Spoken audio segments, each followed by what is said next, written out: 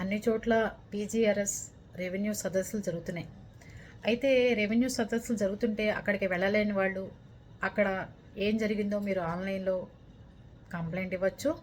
ఆన్లైన్లో కనుక మీకు నెంబర్ కావాలి అంటే 1100కి కాల్ చేస్తే మీ పెట్టుకున్న అప్లికేషన్ ఎంతవరకు ఉంది, మీకు ఏదైనా ప్రాబ్లం సాల్వ్ అయిందా లేదా, లేకపోతే మీకు ఏమైనా ప్రాబ్లం ఉంటే కనుక అధికారుల దృష్టికి తీసుకెళ్తే ప్రాబ్లం సాల్వ్ చేస్తామని చెప్తున్నారు అధికారులు. పీజీఆర్ఎస్ రెవెన్యూ దాన్ని పెట్టిన తర్వాత నేనైతే ఒకటి చెప్తానండి అధికారులకి, మీరు ఎన్ని డిపార్ట్మెంట్లు అయినా సరి చేయగలరు కానీ రెవెన్యూ డిపార్ట్మెంట్ని మాత్రం దేవుడి దిగి వచ్చినా సరి చేయలేరు. అది ఎంత పెద్దగా ఉంది అంటే కనీసం అక్కడున్న విఆర్ఓలు ఎంఆర్ఓలు లేకపోతే కింద తహసీల్దారులు కానీ ఎవరైనా కానీ కనీసం ఫోన్ ఎత్తి ఈ పరిస్థితి ఇంత దారుణంగా ఉంది ఏంటంటే విషయం అని చెప్పి అడిగినా కూడా సమాధానం చెప్పరు. ఇంకోటి, డబ్బులు కట్టుకోండి మీకు సర్వేకి వస్తాం మేము అని చెప్తారు.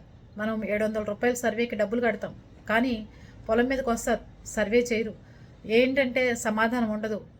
ఎంఆర్ఓ ఆఫీసుల్లో తహసీల్దార్ని, విఆర్ఓని, ఎంఆర్ఓల్ని ఎంతసేపు వాళ్ళ కాళ్ళ కింద కూర్చుని బతిమాలినా సరే వాళ్ళు ఏ రకంగానూ పట్టించుకోరు.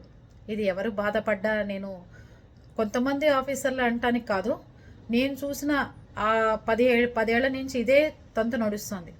కొంచెం ఇలాంటి ప్రజావేదికలు పెట్టినప్పుడైనా కొంచెం మారతారేమో చూద్దాం అధికారులు. అది పరిస్థితి. ఫోన్లు తీరు, మాట్లాడరు, సమాధానాలు చెప్పరు. మరి వాళ్ళకి గవర్నమెంట్ నెంబర్ ఎందుకో, వాళ్ళు దేనికి పనిచేస్తున్నారో తెలియట్లేదు.